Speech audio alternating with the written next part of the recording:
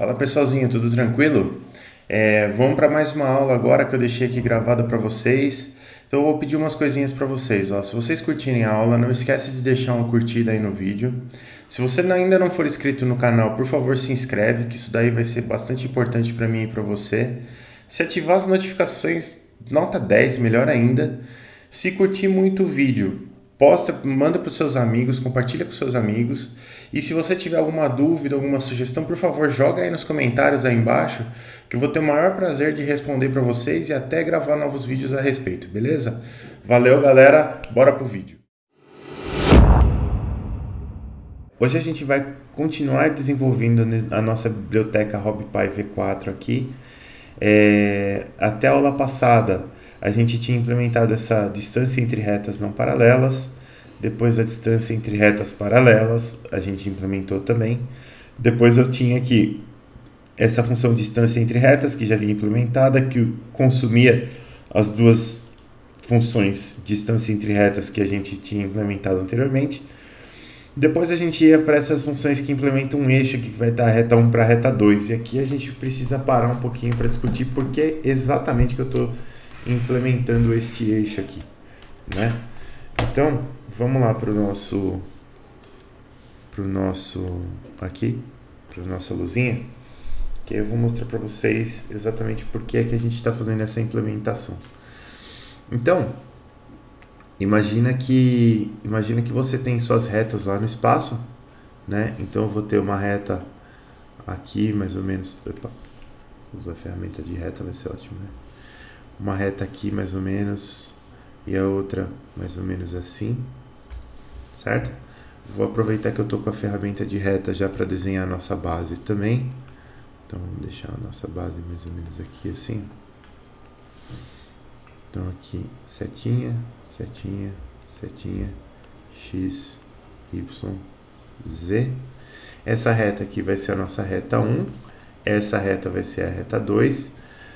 E aí a gente definia algumas coisas, né? Por exemplo, a gente precisava aqui de uma reta que fosse uma reta perpendicular entre a reta 1 e a reta 2, né? E porque essa reta é a distância entre essas duas retas e a gente ia utilizar ela para medir exatamente essa distância, né? Essa reta aqui é a menor distância entre essas duas retas. Então, um pouquinho de dificuldade de desenhar hoje. Algo assim, mais ou menos. Então, a gente teria uma perpendicularidade aqui, assim, e a outra perpendicularidade escondidinha aqui, assim, ó, né? Então, essa reta aqui, ela tem que ser perpendicular a essas duas retas. Aí a gente estava fazendo um esquema que era o seguinte: estava desenhando alguns vetores aqui que eles apontavam para posições específicas, né, de referência nas minhas retas. Então, ó, vou fazer esses três vetores aqui. E esses vetores aqui eram os vetores que apontam para algum ponto nessas retas, qualquer que seja esse ponto, não é muito importante qual ponto, pode ser qualquer um ponto dessa reta. Então aqui eu tenho, para a reta 1 eu tenho o vetor PO1, para a reta 2 eu tenho o vetor PO2 e para a reta 3 eu tenho o vetor PO3. Beleza? Talvez esse nome 3 aqui não seja o melhor nome para essa reta. Depois, nas próximas aulas, talvez a gente mude esse nome. Mas, por enquanto, vamos chamá-la de reta 3, só para os nossos índices não ficarem muito longos aqui. Depois a gente criou outros vetores importantes também, que eram os vetores de inclinação das retas, né? Então, essa reta aqui, o vetor inclinação, a gente estava colocando na pontinha desse vetor PO aqui, né? Para ficar didático, ele pode estar em qualquer ponto da reta, mas eu vou colocar aqui. Aqui também, o vetor inclinação. E aqui também. Na verdade, esse vetor inclinação da reta 3 aqui eu vou colocar depois, porque a gente precisa pensar antes de colocar ele. Então, esse vetor aqui vai ser o vetor VS1. Esse aqui vai ser o vetor VS2. E a gente sabe que o tamanho do vetor VS1 é igual ao tamanho do vetor VS2 que é igual a 1. Né? A gente sabe que esses vetores de direção, eles têm que ter tamanho igual a 1. Aqui na reta 3, a gente já tem algo interessante, porque esse vetor de direção da reta 3, ele tem que ser, como a reta 3 é perpendicular à reta 1 e à reta 2, o vetor de direção dela tem que ser perpendicular ao vetor VS1 e ao vetor VS2. Então a gente consegue definir ele dessa forma aqui, ó. VS3, ele é o produto vetorial entre VS1 e VS2 dividido pela própria norma. Então, produto vetorial de VS1 com VS2. Então tá aqui. Eu tenho esse vetor VS3 e esse vetor VS3, ó, se eu pegar esses vetores VS1 e VS2 e fizer o produto vetorial pela regra da mão direita, esse vetor VS3 tem que estar apontando, deixa eu pegar aqui minha ferramenta de reta, para cá. Então esse daqui vai ser o nosso VS3. E tem algumas implicações isso daqui, ó, né? Porque essas retas estarem assim, né, com essas inclinações aqui, implicam no VS3 apontar de um ponto na reta 1, que eu vou chamar de ponto A, para um ponto na reta 2, que eu vou chamar de ponto B. Mas esse vetor VS3 aqui poderia estar apontando para o outro lado, né? Esse vetor VS3 aqui, ó, se essa reta 2 tivesse uma inclinação mais ou menos assim, e a reta 1 tivesse uma inclinação mais ou menos assim, ó, vamos dizer, então a gente teria o vetor VS1 para cá e o vetor VS2 para cá, né? Então eu teria VS1 e VS2, e se você usar a regra da mão direita, o produto vetorial de VS1 com VS2 estaria apontando perpendicular aos dois aqui, né? Seria algo como se estivesse saindo da tela, seria algo assim, né? Então, ele estaria aqui apontando de 2 para 1, ele estaria apontando de B para A. E aqui, da forma que eu desenhei, ele está apontando de A para B, mas poderia completamente estar apontando para o outro lado, né? Não tem nada que me diga que essas inclinações vão ser sempre dessa forma. Então, o que acontece? Eu tenho que pensar agora nesta direção desse eixo aqui, por quê? Porque essa direção desse eixo aqui, ela vai definir para mim o ângulo de rotação, né, o ângulo de twist dessa reta 2 aqui, né, em relação à reta 1. Se esse ângulo é positivo ou se esse ângulo é negativo. Por que isso? Eu vou pegar essa reta 1 aqui, ó, eu vou traçar uma paralela a ela aqui no ponto 2 aqui, ó. Né? Aqui no ponto B, na verdade. Então, vamos fazer algo assim, ó. Paralelo, certo? Essa reta aqui, ela é paralela a 1. Então, a gente sabe que a nossa rotação aconteceu nesse sentido aqui, ó. Esse aqui, vou até colocar de outra cor. Esse aqui, eu sei que foi o nosso twist. E aí, o meu eixo de referência para eu saber se esse twist é positivo ou negativo é esse eixo que vai de A para B aqui, ó, né? Esse eixo que vai de A para B. Então, pela regra da mão direita, se eu colocar o meu dedão apontando na direção do VS3 e fizer a regra da mão direita aqui, ó, essa rotação que ocorreu de 1 para 2 aqui foi uma rotação positiva, né? Por quê? Porque eu tomei como referência o eixo que vai de A para B, e aí eu vi esse ângulo de rotação e vi o sentido dela, foi o sentido positivo. Se ele tivesse ocorrido de 2 para 1, ou se ele tivesse ocorrido no sentido contrário aqui, o meu dedão, ele, né, quando eu fizesse essa rotação com a mão direita, o meu dedão estaria apontando no sentido contrário desse eixo que vai de A para B. Então eu saberia já que essa rotação é negativa. Por isso, eu preciso de um eixo que necessariamente aponte de A para B. O VS3 não é esse eixo, porque a gente já viu que ele pode apontar de A para B ou de B para A. Então eu preciso de um vetor que necessariamente aponte de A para B, e esse vetor ele vai ser o nosso eixo de referência para essa rotação, para esse ângulo de twist aqui, ó, né? Eu preciso pensar, inclusive, em dois casos. Eu vou pensar primeiro nesse caso onde essas retas aqui não têm pontos em comum, mas depois eu preciso pensar no caso onde as retas têm pontos em comum, porque eu vou ter uma grande implicação aqui nessa definição desse eixo. Então vamos lá. Como que eu faço para definir esse eixo que necessariamente vai de A para B? Eu preciso reescrever um pouco das equações que a gente trabalhou na aula passada, né? Então a gente sabia aqui que, por exemplo, no ponto A, o que eu tinha? Eu tinha uma interseção entre um ponto na reta 1, que é PO1 mais VS1, que multiplica um parâmetro T1.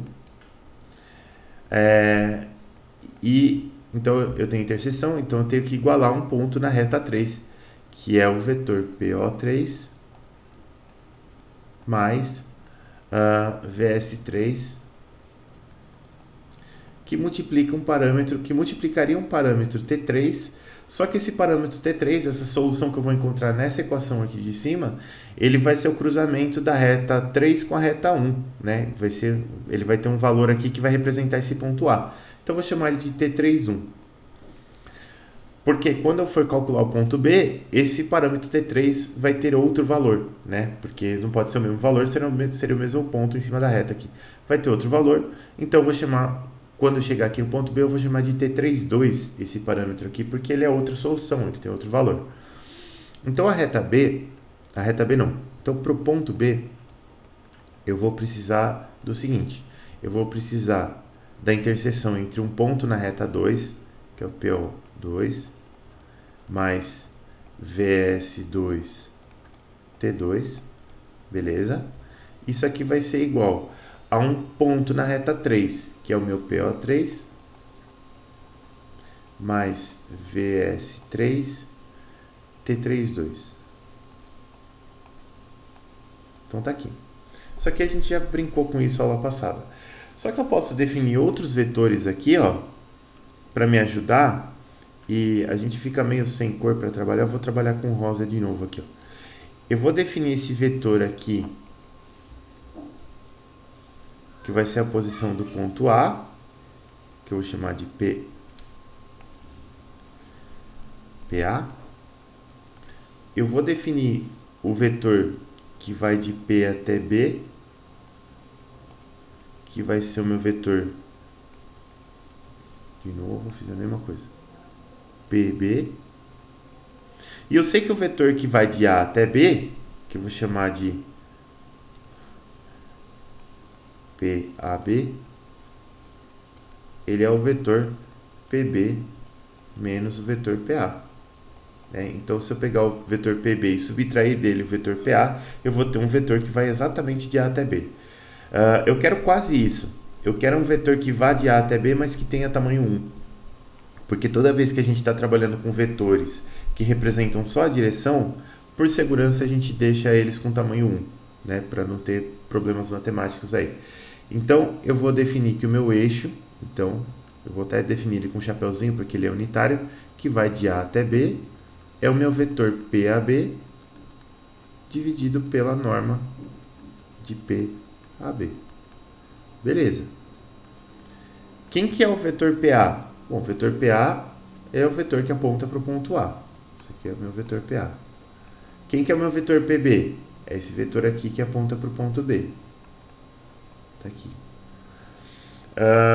E aí eu posso, para fazer essa subtração PB menos PA, eu posso usar tanto esse lado esquerdo aqui, com as informações das retas 1 e 2, quanto o lado direito, com a informação da reta 3. Eu vou usar esse lado direito aqui, ó, porque tem alguns cancelamentos e algumas vantagens aqui. Então, o nosso PA menos PB, aliás, ao contrário, né? PB menos PA será PO3 aqui mais VS3T32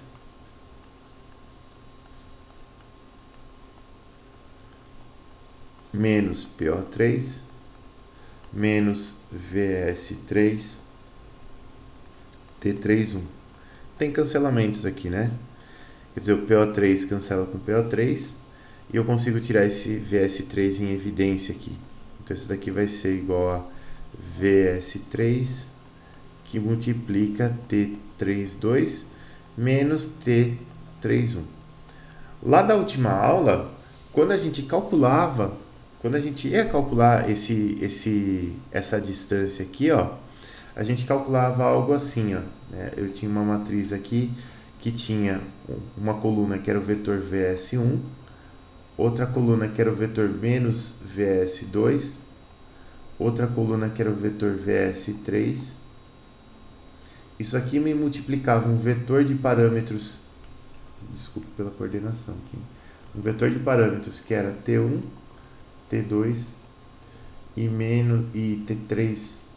T32 menos T31. Isso aqui era igual a um vetor PO2 menos PO1. A gente fazia isso aqui, deduziu isso aqui na última aula. E aí, para calcular esse vetor de parâmetros aqui, eu pegava essa matriz aqui, eu tinha que inverter essa matriz aqui e jogava ela para o outro lado, pré-multiplicando aqui, eu calculava esses três parâmetros. Um deles já é o T32 menos T31, que aparece aqui. E o VS3 a gente também já tem. Então, basicamente o que eu tenho que fazer para calcular esse vetor PB menos PA é fazer o VS3 que multiplica T32 menos T31. Aí, necessariamente, eu vou ter um vetor que vai de A até B, né? Então, o VS3, o que acontece? Se ele estiver invertido, se ele estiver apontando de B para A, esse resultado T32 menos T31, para chegar no ponto B, ele tem que ser negativo. Então, esse produto aqui, ele vai corrigir o sinal automaticamente, se o meu vetor VS3 já estiver apontando de A para B, ou se não. Ele vai corrigir esse sinal automaticamente. E aí, para calcular esse eixo que vai de A até B, eu preciso simplesmente pegar esse vetor PAB, que é esse vetor que a gente calculou aqui, e dividir pela norma dele para encontrar o eixo. Bom, agora a gente já está pronto para implementar este eixo aqui que vai de A até B. Inclusive, deixa eu ver uma coisa aqui, mas eu acho que a gente já até implementou, até onde eu lembro. Aqui, ó, esse eixo que vai da reta 1 para 2 a gente já até implementou. Então aqui eu tenho quase a mesma implementação da aula passada, vamos só repassar ela, mas eu fiz uma pequena alteração aqui, ó. Então aqui, nessas duas primeiras linhas, a gente só está garantindo que os vetores de direção das retas 1 e 2 sejam unitários, né? A gente pode passar eles como não unitários, se for mais fácil, e o próprio programa transforma eles em unitários. Depois a gente calcula o vetor VS3, que é o produto vetorial do vetor VS1 com o vetor VS2 por definição, né? Nesta ordem. Divido pela norma, tudo bonitinho. E aí, para montar a nossa matriz, que é essa matriz aqui, ó, a gente tem que concatenar os vetores VS1 menos VS2 e VS3. Tá aqui, ó. VS1 unitário menos VS2 unitário. Concateno isso tudo com VS3 unitário e tá aqui. Aí, o que eu vou fazer? Eu vou calcular esse vetor de parâmetros T, que é esse vetor aqui, ó. Como que eu faço isso? Inverto essa matriz aqui e multiplico ela por esse vetor PO2 menos PO1. Então, a gente usa a parte de álgebra linear do NumPy, inverte essa matriz mat aqui, que é essa matriz que a gente definiu aqui em cima, e faz o produto matricial com o vetor PO2 menos PO1. Até aí tudo está casando. Aí o nosso resultado, que seria o nosso vetor PAB, né? Aqui eu chamei de variável rest, que vai ser o nosso resultado, é o vetor VS3 que multiplica T32 menos T31. T32 menos T31 é a terceira posição do meu vetor de resultados aqui, ó. Então eu tenho VS3 que multiplica a terceira posição, então linha 2, coluna 0, do meu vetor de resultados. Está multiplicado aqui. Aí, para eu encontrar o eixo, eu tenho que pegar esse vetor de resultado, que é o PAB, e dividir pela norma do PAB. Quando eu fizer isso, eu tenho lá o meu eixo. né? Esse eixo EAB aqui. Beleza. E agora fica muito tranquilo de eu saber se esse twist é positivo ou negativo. Mas antes disso, eu tenho que olhar para o caso de a gente calcular um eixo dessa mesma forma, que vai da reta 1 para a reta 2, mas para o caso em que essas retas aqui são paralelas, né? Porque aqui elas não são paralelas, né? Então fica bem claro de como que a gente calcula. Mas se elas forem paralelas, como que a gente calcula isso? Então deixa eu dar uma organizada aqui. Enquanto isso a gente curte umas marteladas.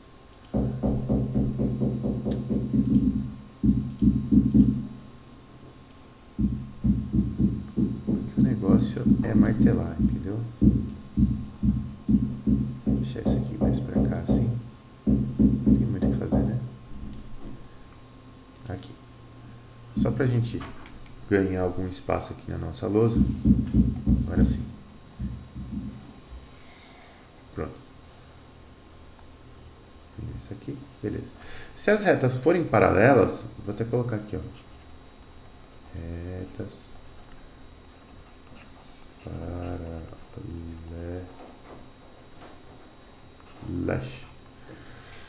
Então, se as nossas retas forem paralelas, o que vai acontecer?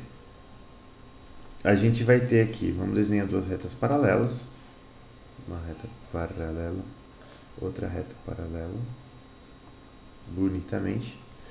E eu vou ter aqui, ó, vamos colocar a nossa base aqui, ela vai ficar espremidinha aqui.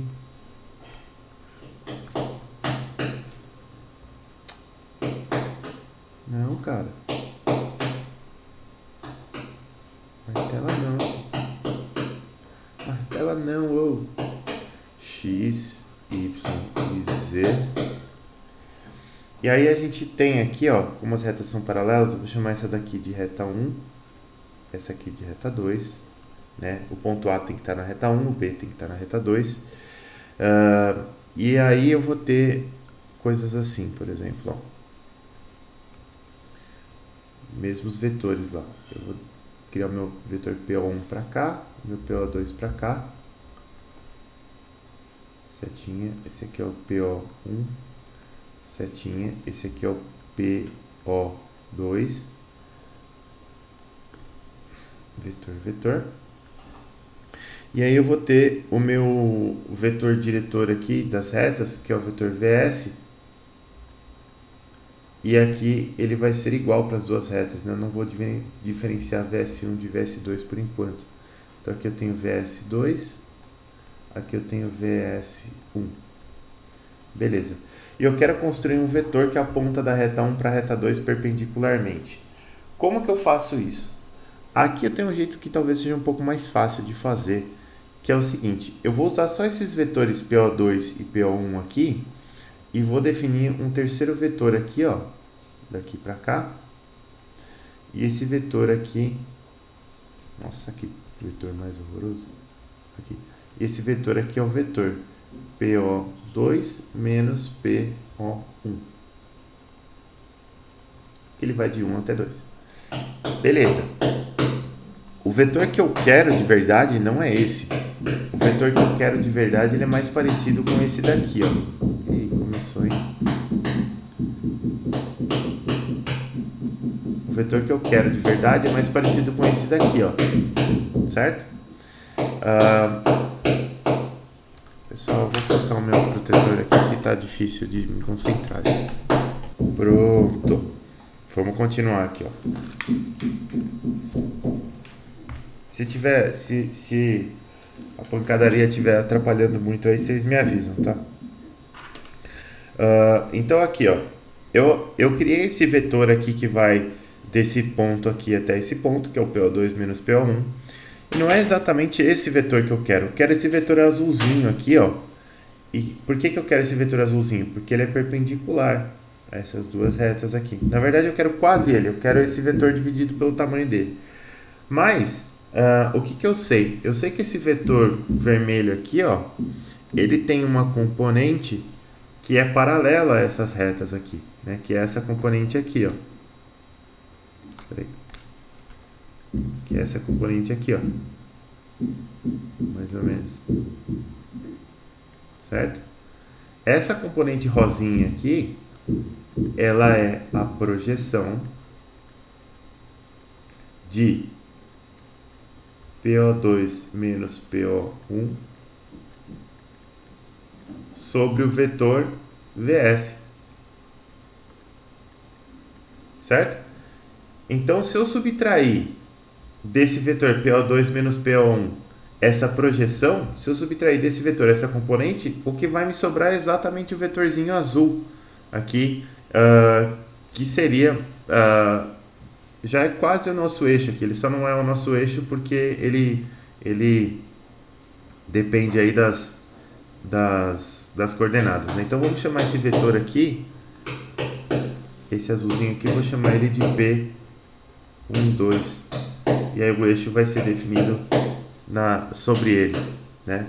Então esse vetor aqui ele vai ser definido assim, ó. P12 ele é igual a esse vetor PO2 menos PO1, beleza? Menos a projeção de PO2 menos PO1 sobre o vetor VS. Ô, Vini, Pode falar. e o vetor VS1 é igual ao vetor VS2? Isso, eles são Nesse iguais. caso? Eles são iguais. Eu achei que eu tinha falado. Eu achei que eu não ia diferenciar eles, mas agora eu tô vendo que eu diferenciei sem querer. Me desculpe. Aqui o vetor VS1 e o vetor VS2. Opa. Eles são iguais, e eles são iguais ao que eu estou chamando de vetor VS aqui, que seria o vetor tanto faz, tanto 1 quanto 2 aqui. Beleza?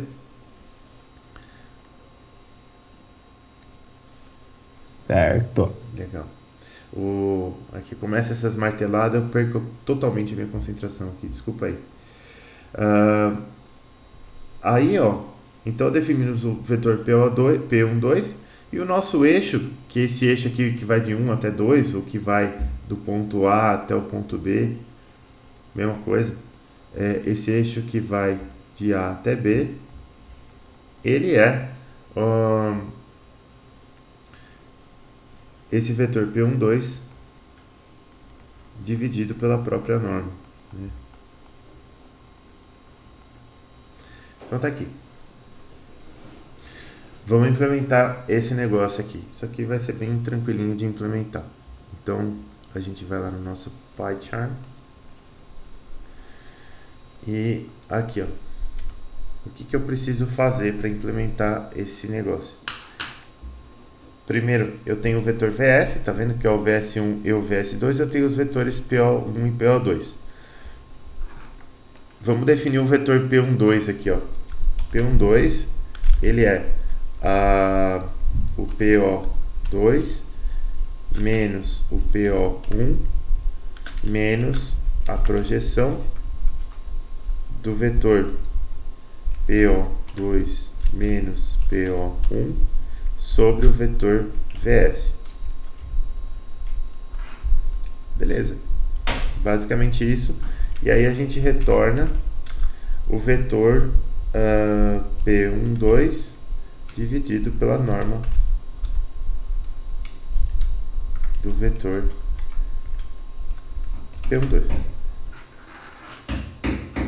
Beleza. Vocês veem que no fim das contas a implementação é muito simples, né? Mas a gente precisa conhecer a matemática que está por trás. Então eu tenho isso daqui. E agora, aqui é só um PEP8, esse warning aqui.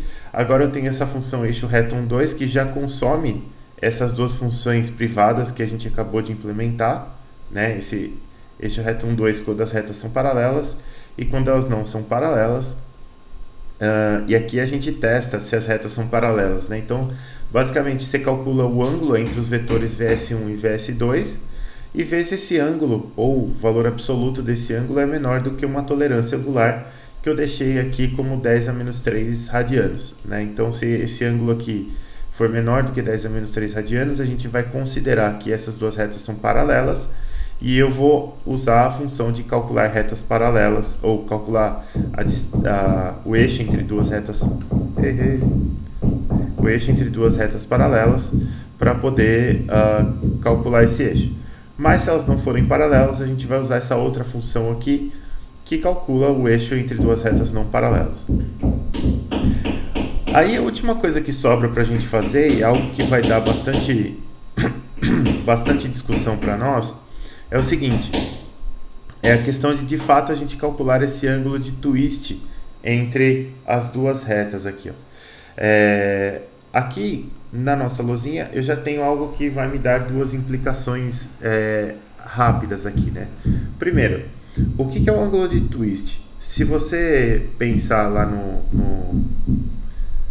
como que chama?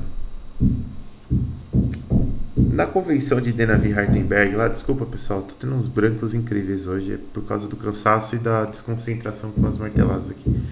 Se você pensar lá na convenção de Denavi-Hardenberg, esse ângulo de twist aqui faz todo sentido, né? Porque o que acontece? Se as suas retas estão no espaço e não são concorrentes, pode ser no plano também, mas vamos imaginar que elas estão no espaço, que é mais fácil da gente imaginar, e que elas não sejam concorrentes, né? Nesse caso, eu sempre consigo definir uma reta que é perpendicular a essas duas retas simultaneamente. Então, se eu me basear nessa reta aqui, o único ângulo que eu posso ter é esse ângulo de torção aqui, ó, né, que é o ângulo de twist.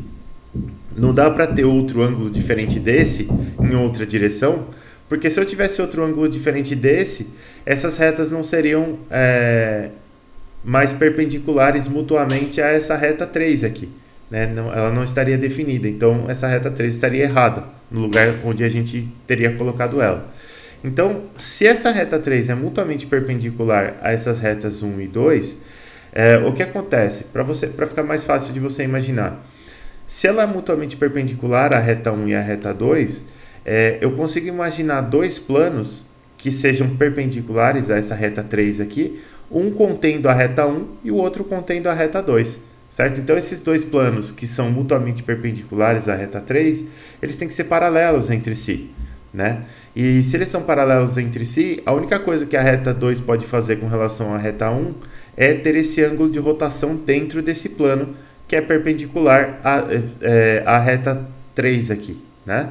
Então você só vai poder ter esse ângulo de twist. Você não pode ter outro ângulo aqui, porque senão você ferrou com essa perpendicularidade da reta 3 com relação às outras duas retas. Então, beleza. O ângulo de twist a gente já entende que é o nosso único ângulo possível, dado que a gente consegue definir essa reta 3 aqui, ó. Só que existem... Bom, primeiro, esse é o primeiro ponto. O segundo ponto é que essas retas podem ser paralelas, né? Elas podem... E se elas forem paralelas, o que vai acontecer? Esse ângulo de twist entre essas duas retas só pode assumir dois valores, né? Ou ele pode ser um ângulo de 0 graus entre essas duas retas, se esses dois vetores VS1 e VS2 forem realmente paralelos e apontarem na mesma direção, ou eu posso ter um ângulo de twist de 180 graus aqui. Por que 180 graus? Porque se o vetor diretor dessa reta 1 estiver apontando para a direita e o da reta 2 estiver apontando para a esquerda, por mais que elas sejam paralelas, os vetores diretores estão apontando em direções diferentes. Então, eu teria um twist aqui de 180 graus, né, que também é possível, né? Nada aqui seria impossível. Só que esses dois casos não são as únicas implicações, né? Eu tenho um terceiro caso aqui que eu preciso analisar. Então aqui, se as retas não forem paralelas, eu posso ter qualquer ângulo de twist, positivo ou negativo. Se elas forem paralelas, eu posso ter um ângulo de twist de 0 ou 180 graus. Beleza, mas ainda define-se o ângulo de twist porque eu consigo definir essa reta aqui que vai da reta A até a reta B perpendicularmente, nos dois casos. Como eu falei para vocês, tem alguns casos esquisitos, né? Então eu quero fazer agora algo para a gente ganhar espaço aqui. Eu vou ter que apagar algumas coisinhas aqui, mas o que eu vou apagar são só as contas. Os desenhos eu vou manter, porque os desenhos eles vão ser mais importantes para nós agora. Então apaga aqui, Apaga aqui.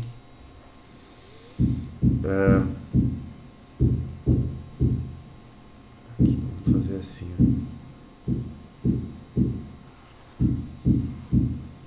Eita.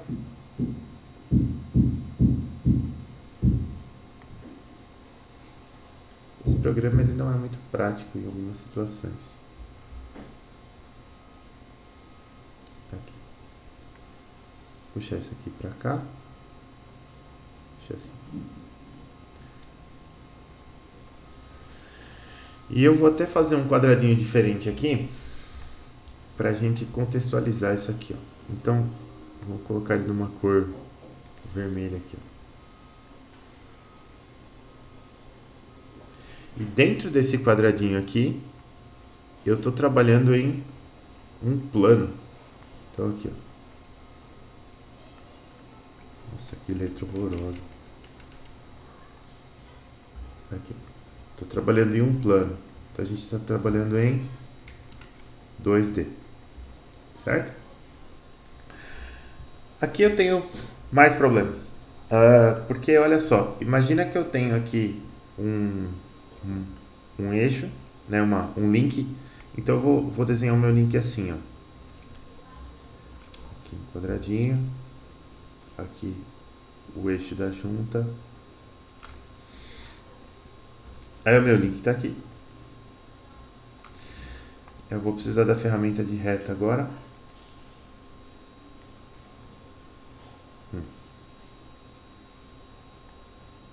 Eu vou desenhar algo assim, ó.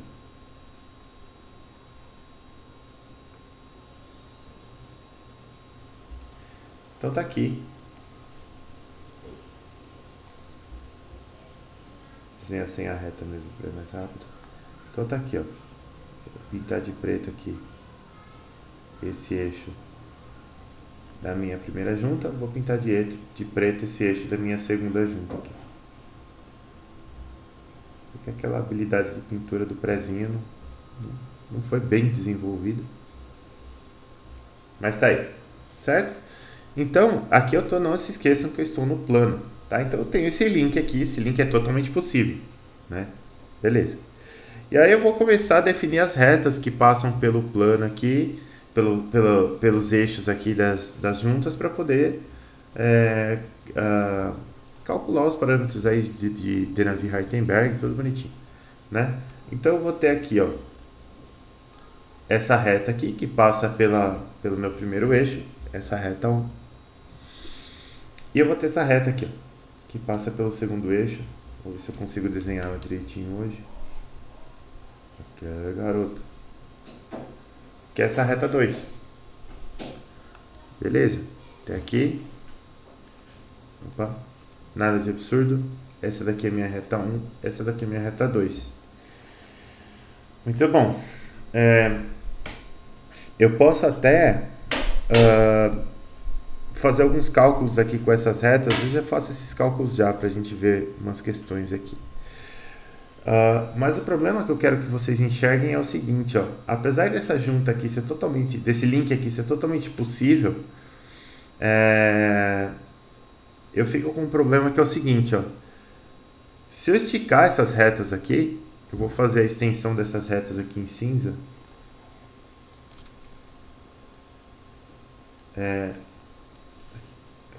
Reta inclinada para toda a ferramenta.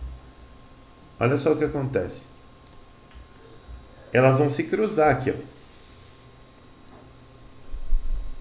Então aqui eu tive um cruzamento.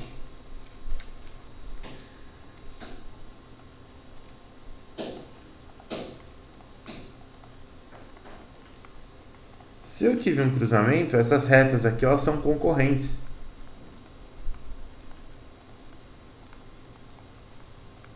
Então essas retas são concorrentes. Qual o problema com isso?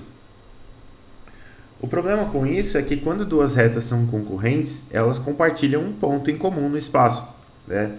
Se elas forem paralelas e concorrentes, elas compartilham todos os pontos no espaço, mas se elas não forem paralelas, elas compartilham um ponto no espaço. E aí o que acontece? Se elas compartilham um ponto no espaço, qual é a distância entre essas retas? a distância é zero, né? Porque elas compartilham um ponto no espaço, né? A menor distância entre essas duas retas é zero. Se a menor distância entre essas duas retas é zero, eu não consigo definir essa reta aqui que vai de 1 até... que vai da primeira reta até a segunda, sendo que essa reta seja perpendicular à primeira reta e perpendicular à segunda. Repara que você pode colocar a reta aqui do jeito que você quiser, que se você fizer ela ser perpendicular a 1, ela fatalmente não será perpendicular a 2, não importa o que você faça. E isso nos traz uma consequência, que é a seguinte: se eu não consigo traçar essa reta mutuamente perpendicular às duas retas, eu não consigo calcular esse ângulo de twist aqui, ou pelo menos eu não consigo definir se esse ângulo é positivo ou se esse ângulo é negativo, né? Para fazer isso, eu preciso dizer para o meu programa, ou para o meu sistema, qualquer coisa que seja, qual que é o eixo de referência, qual que é o eixo que eu tenho aqui, em torno do qual eu posso calcular esse ângulo aqui, né? Em torno desse eixo, esse ângulo aqui é positivo ou esse ângulo aqui é negativo, né? Vai depender muito. Por exemplo, se eu tenho um vetor diretor para essa reta 1 aqui, assim, e um vetor diretor para essa reta 2 aqui, assim, ó.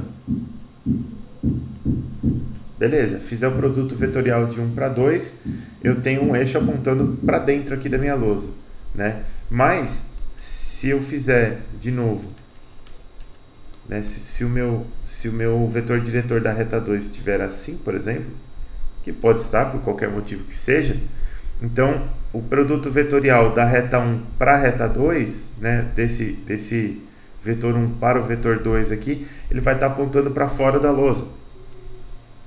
E ele apontar para fora da lousa ou para dentro da lousa, de novo, é algo que pode acontecer, né? E a gente precisa saber de fato que eixo que eu tenho que tomar como referência aqui para dizer se essa rotação aqui ela foi uma rotação positiva ou foi uma rotação negativa, né? Quer dizer, será que eu girei daqui até aqui, né, formando uma rotação positiva, ou será que eu girei daqui até aqui, formando uma rotação negativa? Você vai formar o mesmo ângulo, né? Exatamente o mesmo ângulo, só que vai depender do sentido, vai depender da sua referência para você saber se é positivo ou negativo. E aí a pessoa vai ter que dar uma referência aqui, não vai ter como a gente dizer qual é essa referência. Então, o que a gente vai ter que fazer? A gente vai ter que, no caso em que as retas não são concorrentes, a gente sabe como calcular esse ângulo, sabe como definir essa direção, tudo bonitinho. Mas no caso em que as retas são concorrentes, aí a gente vai ter que pensar um pouco melhor, né? E esse papo todo de rotação, antes da gente partir para a implementação desse ângulo aqui, ó, esse papo todo de rotação ficou faltando um parênteses, vamos dizer assim, sobre essas rotações, que eu fiquei de apresentar para vocês em uma hora oportuna, e talvez esse momento aqui seja o momento mais oportuno.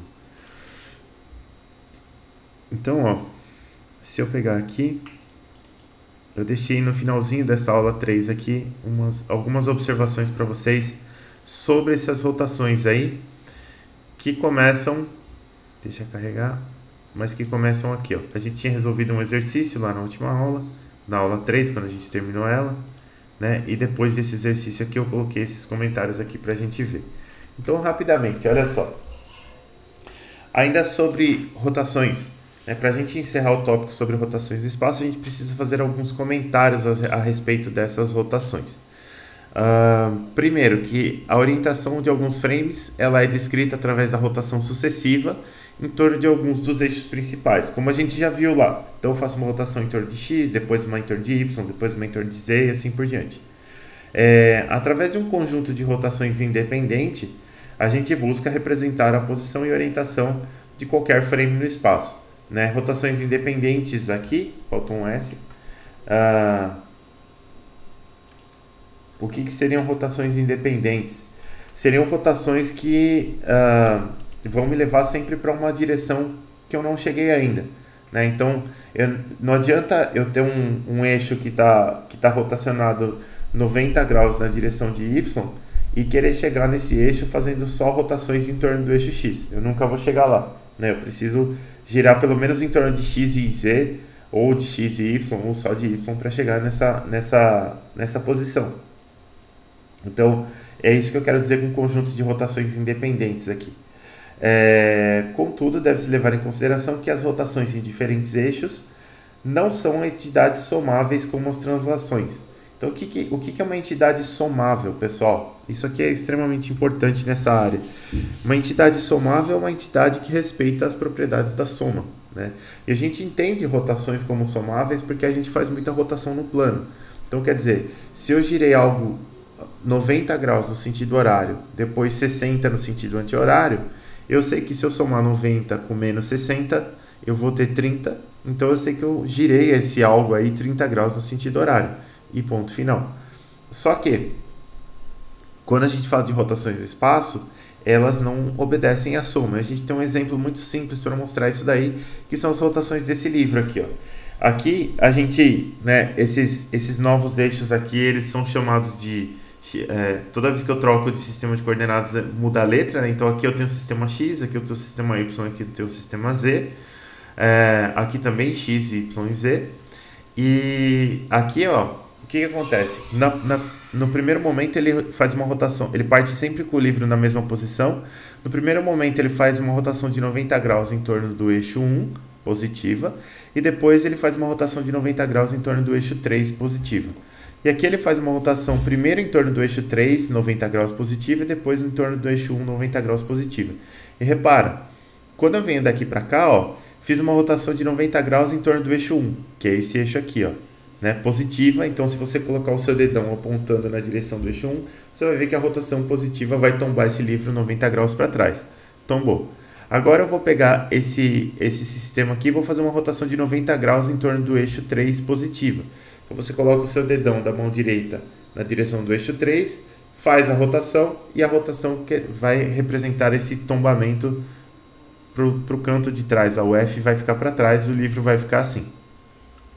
Se eu só inverter a ordem dessas rotações aqui, ó, o que acontece? Vamos girar 90 graus primeiro em torno desse eixo 3 aqui, ó, né, positivo. Então, dedão na direção do eixo 3, fiz a rotação, ele vai girar como se fosse uma porta aqui instalada nesse eixo 3 aqui, então ele vai girar 90 graus para lá, vai ficar assim, com F apontado para trás. Depois, 90 graus em torno do eixo 1, né, então dedão na direção do eixo 1, faço a rotação de 90 graus, ele vai tombar para trás e vai ficar assim, ó, né, esse livro. Então, repara que eu inverti a ordem das rotações, eu fiz as mesmas rotações em torno dos mesmos eixos, mas eu só inverti a ordem.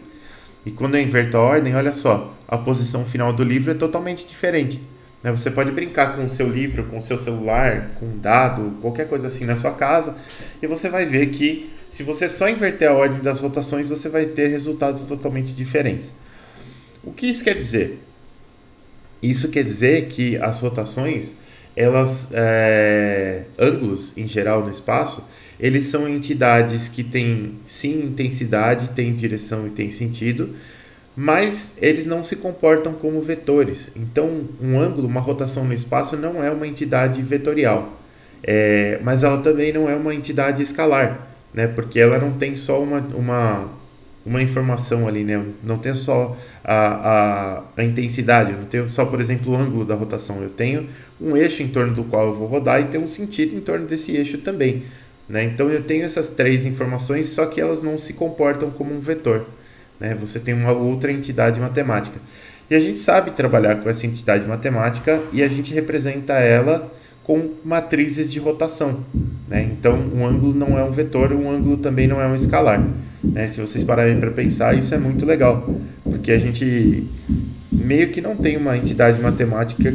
como vetores ou como escalares que represente ângulos. A gente tem ângulos no espaço, pelo menos. A gente tem matrizes de rotação. E aí vale a pena depois você ficar filosofando para você entender o que existe numa matriz de rotação que não existe num vetor ou que não existe num escalar que permite essa representação, né? Mas isso aqui é extremamente bacana, eu acho isso sempre um exercício legal da gente fazer. Então, Aqui, ó, só para resumir, eu coloquei aqui para vocês estudarem depois, se vocês forem só ler os slides. Então, rotações em diferentes eixos não são somáveis, pois ferem a principal propriedade de uma soma, que é de que a ordem das operações, nesse caso, interfere diretamente no resultado final. Né? Se isso aqui se comportasse como uma soma, eu poderia trocar a ordem das operações aqui, que o resultado seria o mesmo, e claramente não é o mesmo. Por isso, rotações são representadas como produtos sequenciais de matriz de rotação, nos quais a ordem na qual as rotações são aplicadas é tão importante quanto a quantidade de rotações. Uma vez que os vetores são entidades somáveis e rotações não, conclui-se que rotações não são entidades vetoriais, porém também não são entidades escalares. É um negócio bem bacana. E aí a gente tem diversas formas de representar rotações independentes, né? E já tem várias sequências de rotações bem estudadas, bem documentadas, das quais você consegue pegar as matrizes de rotação já prontas, né? Então, tem gente que defende que você tem que girar primeiro em X, depois em Y, depois em Z. Tem rotação XZX, ZYZ, ZXY. Tem várias sequências aí. Ao todo são 24, né? E dessas 24 tem dois conjuntos de 12, né? Um conjunto de 12 rotações são as rotações de ângulos de Euler, e as outras 12 rotações são ângulos de Cardan ou Tate-Bryan, tanto faz. E esse Cardan aqui, eu deixei ele em negrito porque esse Cardan, ele era um cara desses que merece destaque na história mesmo, né?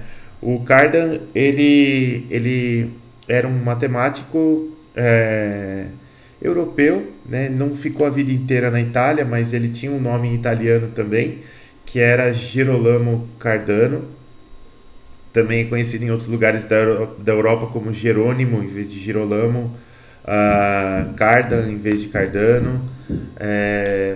Por isso que esse nome Cardan aí talvez é o nome que ficou mais difundido.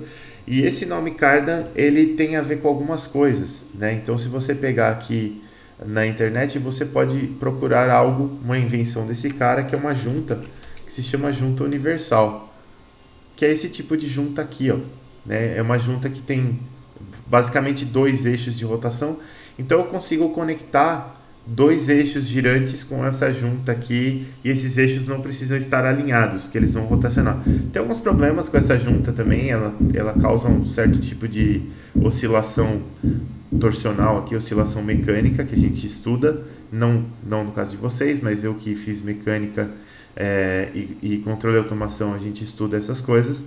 Mas ela é uma junta que permite a conexão de dois eixos girantes que não estejam alinhados. Eles podem estar em qualquer ângulo que não seja paralelo, que ela vai conectar esses eixos aqui e permitir essa rotação.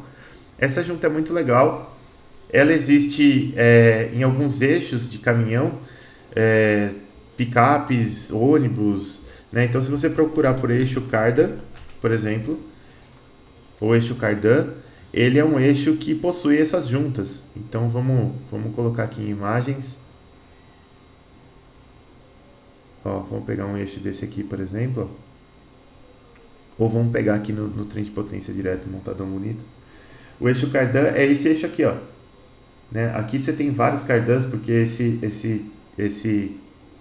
trem de potência aqui ele é 4x4. Mas o eixo Cardan, basicamente, olha só, vamos pegar aqui num caminhão para vocês identificarem depois. Então aqui, ó. Não. O eixo Cardan é esse que está sendo apontado aqui, tá vendo? Ele conecta o diferencial que está aqui atrás na saída da transmissão que está aqui na frente. Ele se chama eixo Cardan porque ele tem duas juntas Cardan, ou duas juntas universais, uma no comecinho e uma no fim dele, para alinhar um eixo que está aqui horizontal, aqui ele está diagonal, e o eixo aqui de baixo ele não está exatamente horizontal, mas mais ou menos, né? Então você tem ângulos diferentes, aí você precisa dessa junta para aliviar algumas tensões e tudo mais. Inclusive a forma como você monta essas juntas aqui também é muito importante, tá? Mas essa é uma das contribuições desse Cardan aí, ele estuda rotações. Outra contribuição dele, e agora o PowerPoint não quer abrir aqui, abriu. Outra contribuição, ele tem outras contribuições no campo da matemática. Então, para quem gosta de criptomoedas aí, existe uma criptomoeda que se chama ADA Cardano.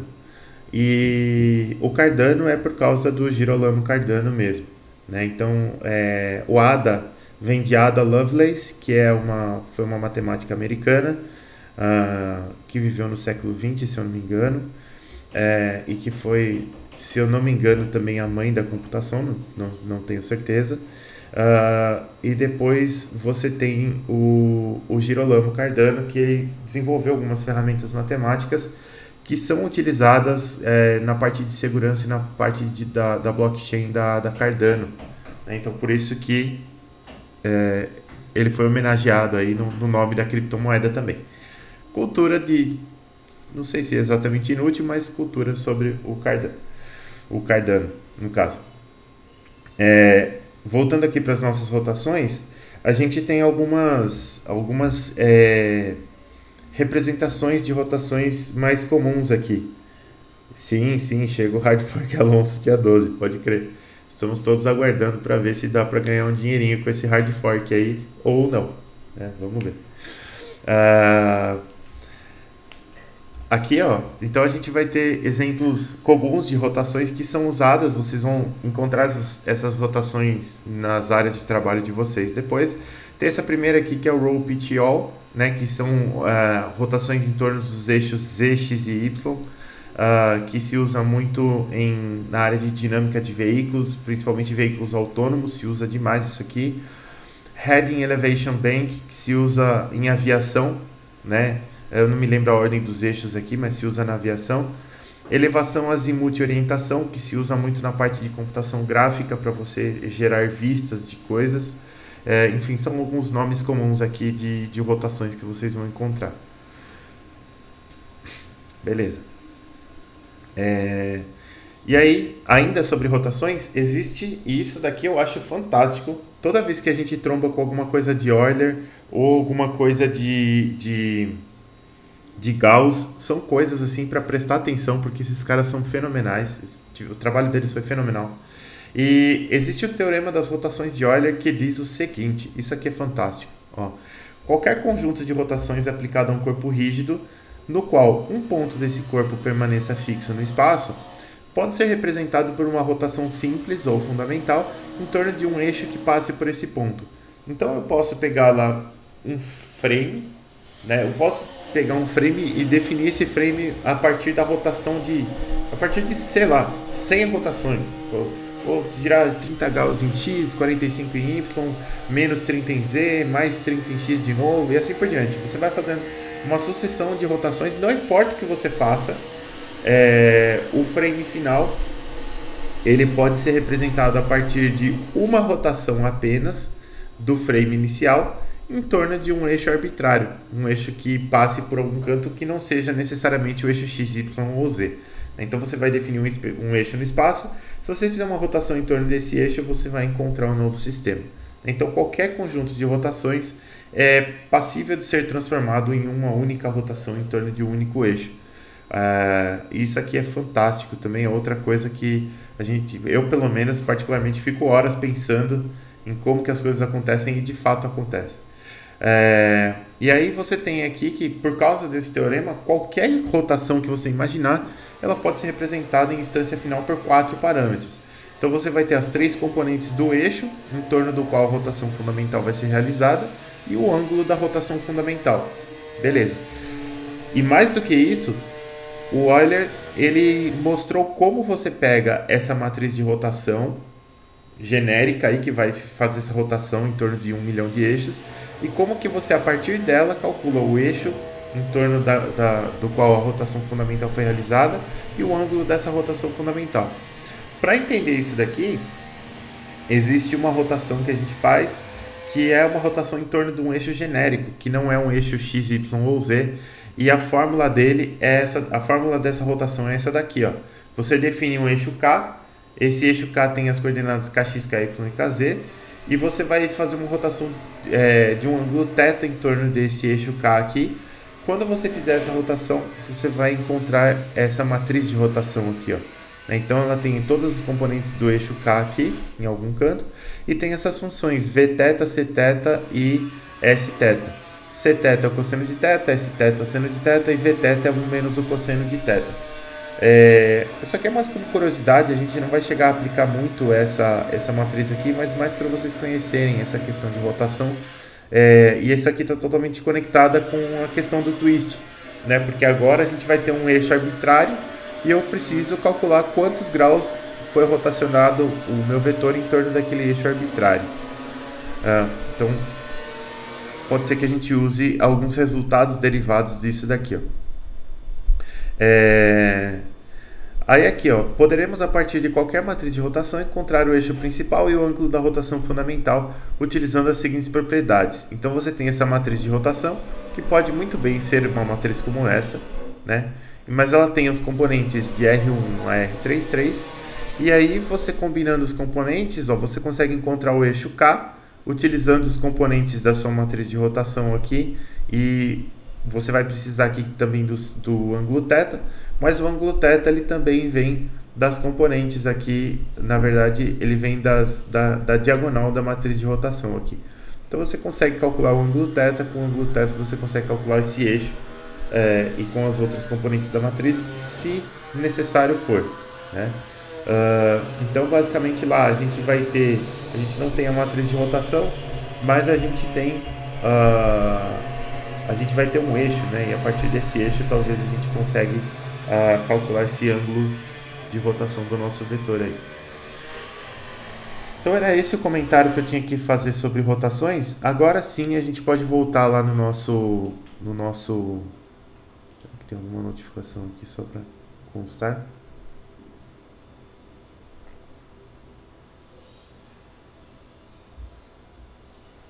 Opa, houve uma mensagem excluída aqui, não sei o que é. Beleza.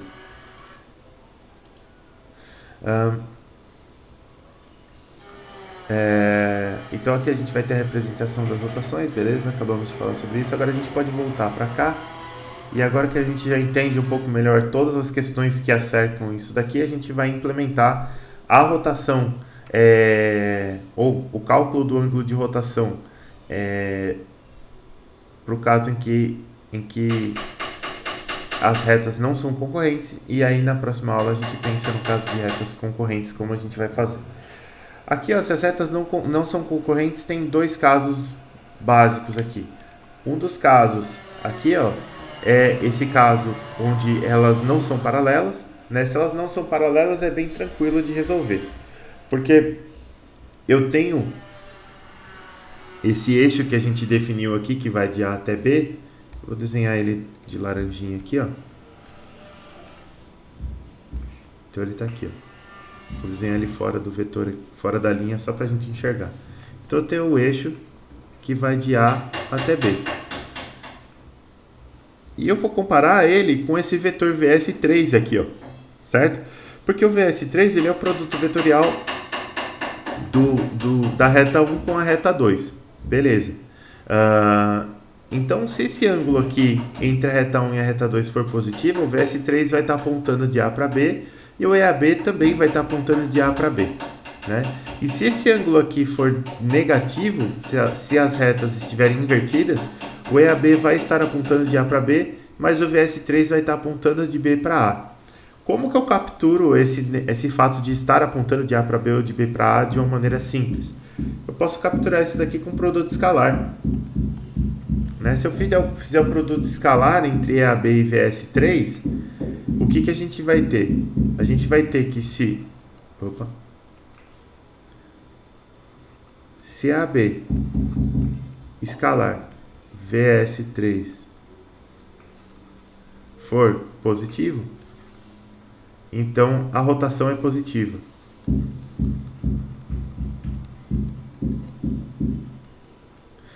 E o contrário, né? Se EAB escalar VS3 for negativo, então a gente tem uma rotação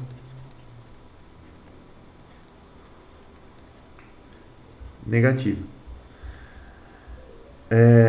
E esse produto escalar vai ser positivo se eles estiverem apontando no mesmo sentido e negativo se eles estiverem um apontando no sentido contrário do outro. Como eles são vetores unitários, esse produto escalar aqui deveria dar, aqui no caso, mais 1 e aqui no caso de baixo, menos 1. mas pode ser que tenha alguns erros de arredondamento aqui, então a gente vai usar a função sinal para dar uma limpada nesse número aí. Então, vamos lá. E aqui a gente definiu o sinal, né? Se eu definir o sinal, o ângulo entre os dois vetores eu já sei calcular, eu já tenho a função ângulo que calcula esse ângulo. E essa função ângulo, ela me dá um resultado positivo, né? Então eu vou simplesmente pegar esse resultado da função ângulo e multiplicar pelo sinal. Aí eu vou ter o ângulo de twist direto para duas retas que não sejam concorrentes. E aqui no caso, elas não vão ser concorrentes,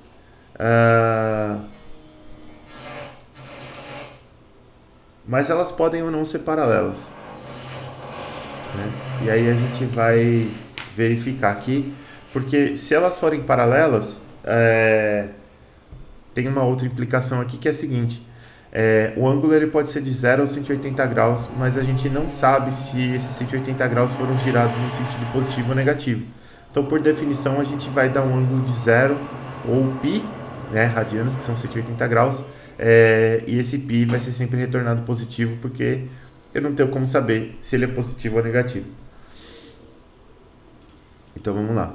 Aqui. Aqui, ó, essa função ela é pública, né? Ela é a última função que a gente vai implementar hoje. Ela é pública. Como ela é pública, eu tenho que fazer esses testes aqui para ver se todos os vetores são de fato vetores de 3 posições. Eu vou fazer esses testes aqui, ó. Acabei de testar esses 4 vetores. Eu tenho um quinto parâmetro, que é essa tolerância angular aqui, para a gente saber realmente se essas retas são paralelas ou não. E esse é o teste que a gente vai fazer agora. Como que eu faço esse teste? Então, eu vou testar se o ângulo entre os vetores VS1 e VS2, se esse ângulo é maior do que a nossa tolerância de ângulo, que é o angtol. Professor, mas e se esse ângulo entre os vetores aqui, por um acaso, por algum caso que a gente não pensou, retornar um número negativo? Bom, a gente pode se proteger disso e já mandar calcular o módulo disso aqui de qualquer forma. np.abs, calcula o módulo, né, valor absoluto. Então, beleza, já estamos protegidos disso, né? Posso fazer maior ou igual a tolerância angular aqui, beleza? Então, se esse ângulo for maior ou igual que a minha tolerância angular, elas não serão paralelas. Então, eu vou ter aqui retas não paralelas, ou caso contrário, elas serão paralelas. Eu vou pensar nas não paralelas primeiro, e aí quando você estiver fazendo alguma implementação no Python, pode ser que você não queira preencher alguma coisa imediatamente, e aí ele fica dando esse sinalzinho de erro aqui, né? Se você quiser evitar esse sinalzinho de erro, o Python tem uma palavra que é a palavra pass, né? Que é simplesmente assim, passe reto. Então, quando você dá o pass aqui, ele pronto, chega de sinal de erro, não tem nada de erro aqui. Agora sim, para retas não paralelas, primeiro, vamos começar. O que a gente vai fazer? Então, vamos voltar aqui, ó. Eu tenho que calcular esse eixo que vai da reta A até a reta B, e a gente já tem uma função que faz isso. Então, o nosso EAB, ele vai ser o eixo da reta 1 para a reta 2, e esse eixo aqui, ele vai ter que pegar esses vetores todos aqui da entrada, né? Então, o PO1, o VS1, o PO2, o VS2 e o angtol. Por que eu estou passando esse parâmetro angtol aqui se ele é...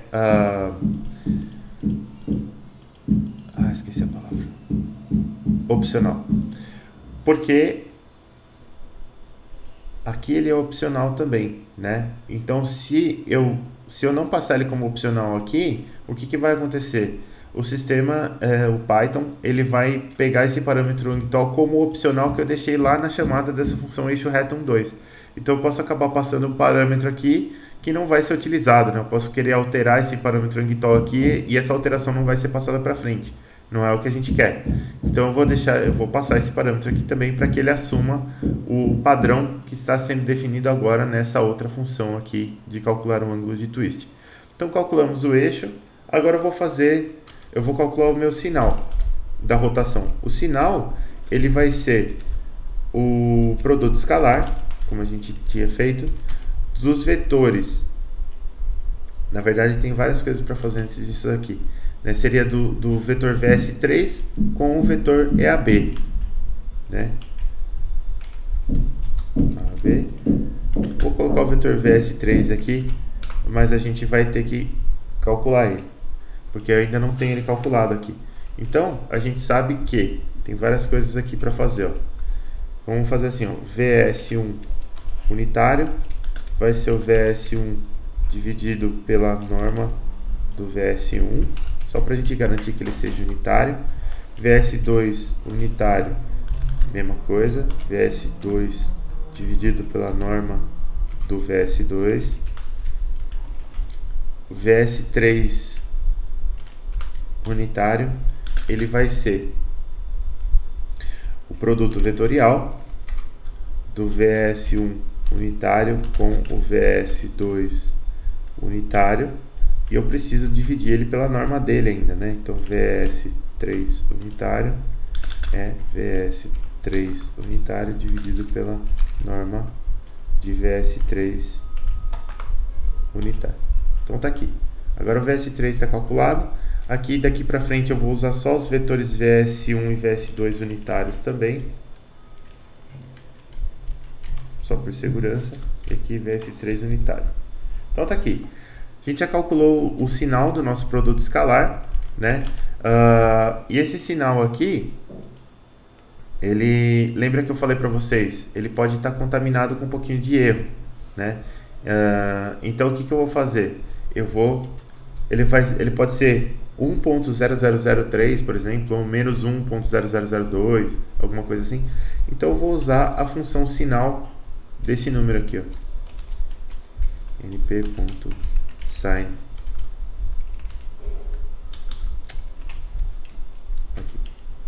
Desse produto escalar. Então o que vai acontecer, ó? Quando eu calcular esse produto escalar aqui, ó, EAB VS3, eu posso obter isso aqui, ó, mais 1,000001, por exemplo, ou menos 0,9999998, sei lá, qualquer coisa assim. Repara que deveria ser mais ou menos 1, mas tem um errinho numérico aqui, ó, né? E eu quero eliminar esse erro numérico. Então eu vou usar a função sinal, né? O que a função sinal faz? Que é a nossa np.sin, ó. O que ela faz? Ela vai obter o sinal desses números. Então, se ele for positivo, ela vai retornar mais 1. Se ele for negativo, ela vai retornar menos 1. E se ele for nulo, que não é o caso aqui, ela vai retornar um 0. Né? Então, a gente tem essa possibilidade aqui de utilizar essa função np.sin para dar essa limpada nesse errinho numérico que a gente possa ter aqui. Tá? Não é necessário fazer isso, absolutamente necessário, vamos dizer assim, mas é algo que a gente faz por segurança. Então eu tenho o sinal aqui, e agora que eu tenho o sinal, eu preciso retornar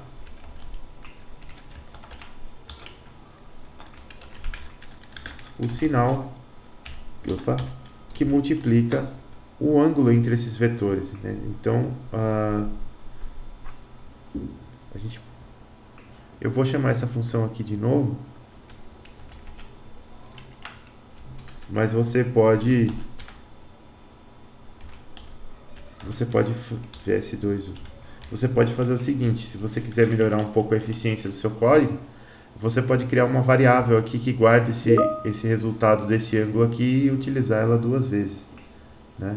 Não tem problema. Beleza, então isso daqui vai ser o ângulo de twist entre duas retas não paralelas. Beleza, se as retas forem paralelas, agora eu vou pensar nesse caso aqui. O que a gente vai fazer se as retas forem paralelas, pessoal? Eu vou comparar esses vetores VS1 e VS2 aqui, que são os vetores diretores, né, das retas, os vetores que vão dar a inclinação das minhas retas. Então, eu vou criar uma variável auxiliar aqui e ela vai receber o produto escalar dos vetores VS1 U e VS2U. Beleza. Se essa variável for positiva,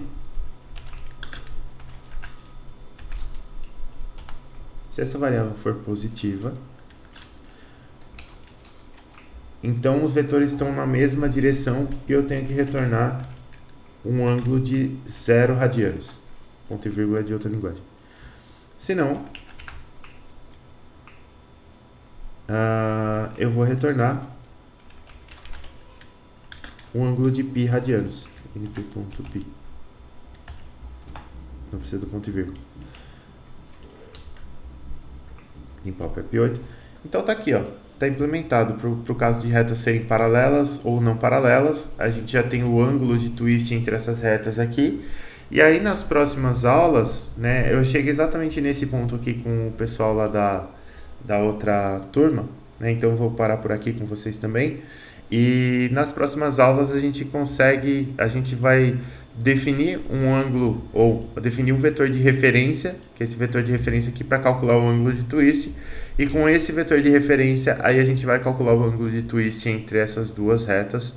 E beleza, aí a nossa biblioteca aqui vai estar quase pronta. Vai só faltar implementar as questões de Navier-Hartenberg, que virão naturalmente depois da P1.